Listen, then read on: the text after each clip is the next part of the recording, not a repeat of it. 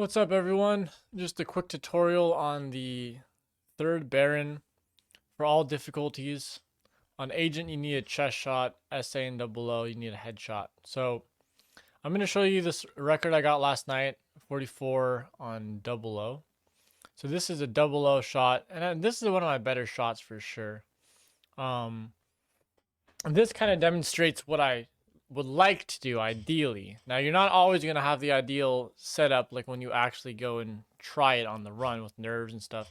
But I'll show you the ideal setup, and then maybe I'll show you a quick like not so ideal shot that still works. But basically, you don't want to be right up against this wall, even on Agent. You want to give yourself some space. So you're kind of giving yourself some space, strafing this way, right? You're not like turning in. You're just strafing parallel to the wall with a good couple of feet. You know, you can kind of see me. I'm kind of set it up here. I'm kind of pulling back, making sure I'm like away from the wall. And you want to be very stiff.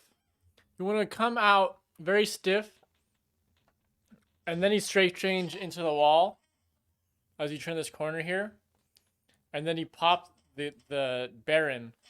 So you make a turn here. So you strafe change. Now I'm on 2.x, so you're not really going to see when I strafe change, but you can just tell from the video, right? So all you need to know is I'm strafe changing. But you could see I'm making one adjustment, and then ideally I'm like barely touching the stick to like actually do this aim part. I did touch it like the littlest bit, right? But pretty much the best way to do the Baron is you're starting out wide, because it's like any other corner in Goldeneye, right? You don't get the tightest turns from being right at the right along the wall. It's like when you're racing a race car, right? You're trying to turn around the corner. You don't go like this. You go like this, and that cuts you around tighter. So it's the same concept here, and it also just helps like to be further away. I don't really know how to explain why it works, but it just definitely does work. It works a lot better. So you start off very stiff. You don't want to do any turn up until here. You want to be like strafing, pretending you're just going straight to this wall like this, right? And then when you actually pass this, then you turn, switch strafes, and then either don't touch the stick or do like the slightest stick adjustment. That's the ideal best case scenario. So the second best is to just, or you know, like a last resort, I guess, is you just know your aim is way off and you just have to kind of whip a shot at him, right? But yeah, so you can see here, I'm barely touching the stick once I've done that initial turn. So boom. And this is a little bit of a late shot for sure on SA and double O, though it's hard to get like an early shot and actually hit him in the head. But either way, yeah. So now for height, you don't actually have to aim that much higher for a headshot. So I would say like and I know Wooditz has gone over to some of this before, but I'm just doing like a single video on it, quick video. For chest shot height, it's like underneath this strip. So here's the strip here. So it's like maybe like around here, between like here and here, right? So you just get your dot a little bit underneath the bottom of this light strip, essentially. So that'll be like chest shot. And then headshot is like on the line or even a little bit above the line. But I was doing more above the line before, but recently I've been doing it more like actually just straight up like on the line, which is kind of what I used to do for like a chest shot. But I've been noticing that this is working. Like this is like a pretty low shot here. Like that's a low shot.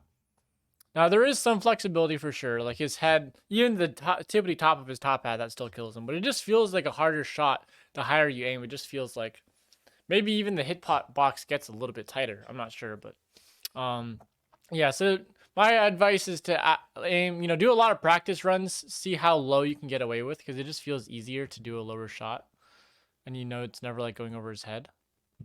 But yeah. So again, so you're just strafing, trying to line yourself up so that you're like a little bit away from the wall and you're not like doing a pre-turn here. Some people like they'll kind of like start turning here. They're already turned into it. You don't want to do that. You want to be very stiff going around the corner like this.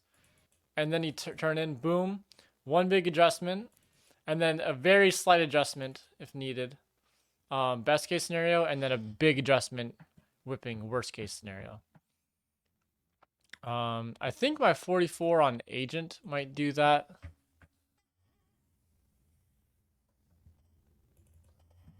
Let's see. Dude.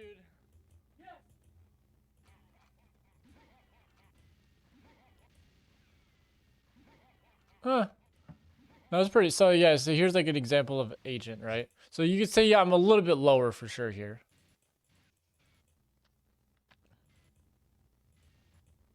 Yeah, no, that also was like an ideal shot for sure. Just like barely touch the stick and then shot. Let me see what my LTK run was like. You kind of see here, I kind of like I had to turn to the right and shoot. So I mean, yeah. So sometimes you might need to kind of like turn to the right. Usually you're not going to be turning to the left. At least this is just my muscle memory, my experience. But as I'm turning, usually you're either aimed right on him or a little bit to the left of him, and so you have to kind of like whip it to the right. But yeah, it can definitely lead to a horrible attempt. Like you can go from, it's just like the first Baron if you do a warp shot, where like you know that you're a little bit to the side of him, so you try to adjust and hit him, but you just like either you just like don't move the stick at all, or you like just move it like 1,000 fucking feet to the side, and you're like, oh my god, that was like the biggest choke of all time. Like what was that? So it definitely is one of those things that you can definitely choke it with nerves and with just like trying to save the run.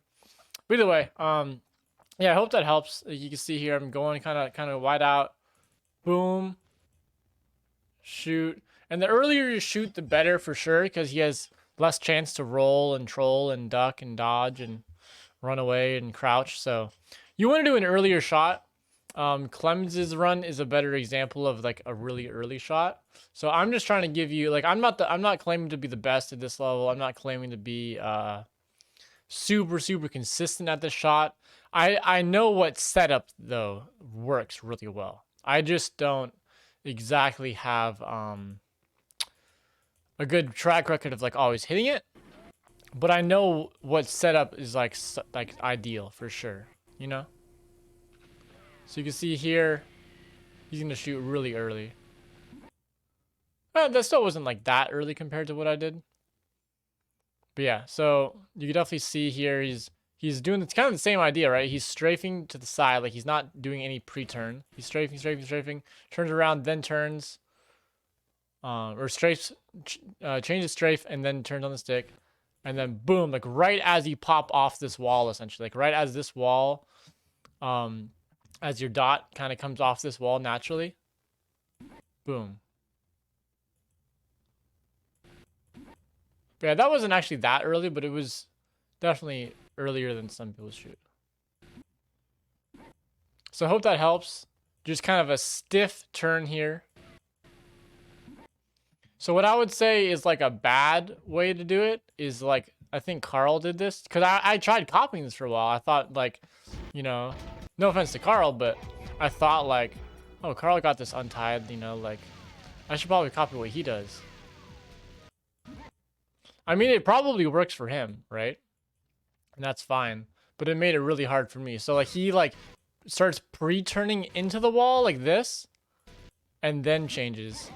It's honestly very smooth. So, you know, you can mess around with this. I'm not going to say this is like unoptimal or anything, but it certainly was not helping my lineup. I was getting worse and worse at it until I started getting back to like this stiff movement out to here and then turning. Doing this pre-turn here, it was not working for me at all. But it looks smooth. It's just like not many people can smoothly turn on their controller stick like this, especially in high nerves. I don't know if it's just me, but like you don't see a lot of people doing smooth movements like this well. You know, it definitely takes a certain person to kind of that. You know, most people is just like whoop, whoop. So I hope that helps. So I guess, you know, you can mess around with this strat. I'm just letting you know that most people aren't doing it this way. This way probably leads to more chokes. Like, let's see how he did it on his 45.